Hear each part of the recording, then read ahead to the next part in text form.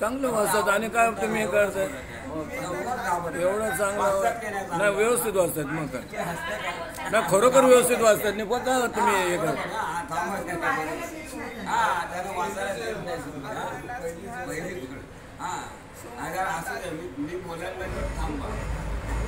तर अशा प्रकारे तो चारवाक आल्यानंतर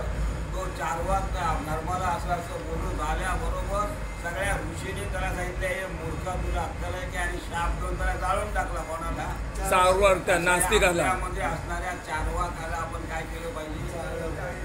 गाळलं पाहिजे नाही तो कसा फसवेल आणि काय करायला आम्हालाही वाटतं खरंच आहे त्याला आम्ही एवढी भक्ती वगैरे करतो एवढं करतो तरी आम्हाला काही चूक नाही तर मध्ये ती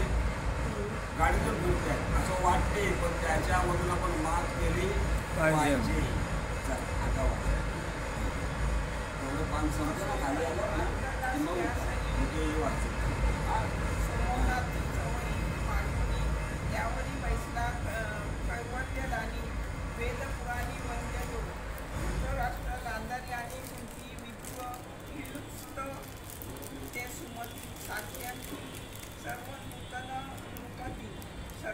धर्मास वेष्टून बोलले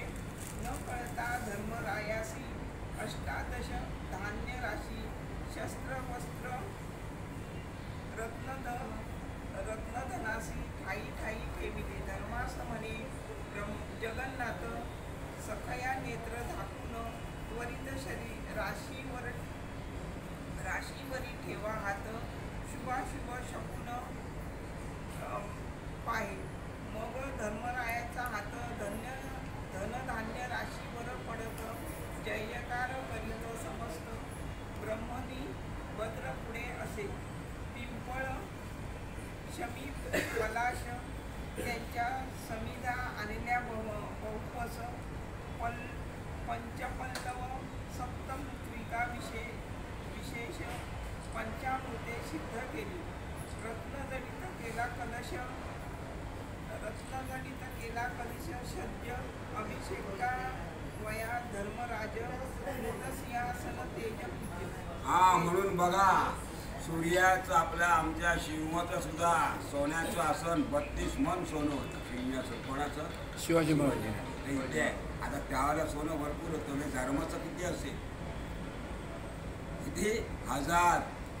सोन्याचं आसन कोणाचं बनवलं होतं 1000 मन म्हणजे काय झालं असेल त्या काळामध्ये त्या आसनावरती मन केलं नाही आणि अशा प्रकारच्या आसनावरती सुंदर सगळे चावले वगैरे लगेच त्या सगळ्या ब्राह्मणाने त्या तो चारवाकाचा काय केला नाश करून टाकला आणि मग थोडं धान्य आणलं 18 प्रकारचं किती प्रकारचं धान्य 18 प्रकारचं धान्य आणलं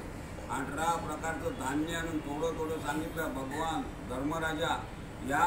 आम्ही या धान्याला मंत्र वगैरे म्हटलं की फक्त हात ठेवल्यावर धान्य का होणार आपोआप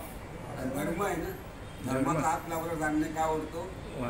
वाढते आणि मग ते 18 प्रकारचं धान्य आणलं कलश आणले सगळं आणलं आणि मग त्या धर्माने सांगितलं डोळे मिटून हात ठेवल्याबरोबर धान्य काय झालं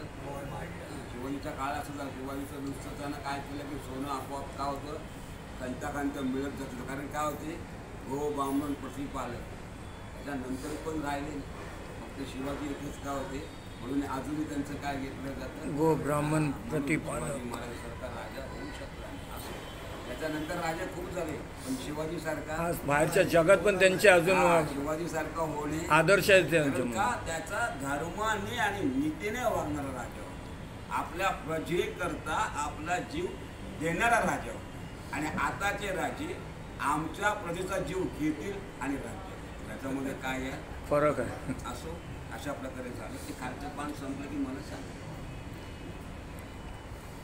सिंहासन तेजपुंज श्वेत नक्षत्र श्वेत चामरे शुभ्र तुरंग शुभ्र गज मुक्तमाळा शुभ्र सतेज चतुर्समुद्राचे उदक सहज आनविले अभिषेका 4 समुद्राचं उदक आणलं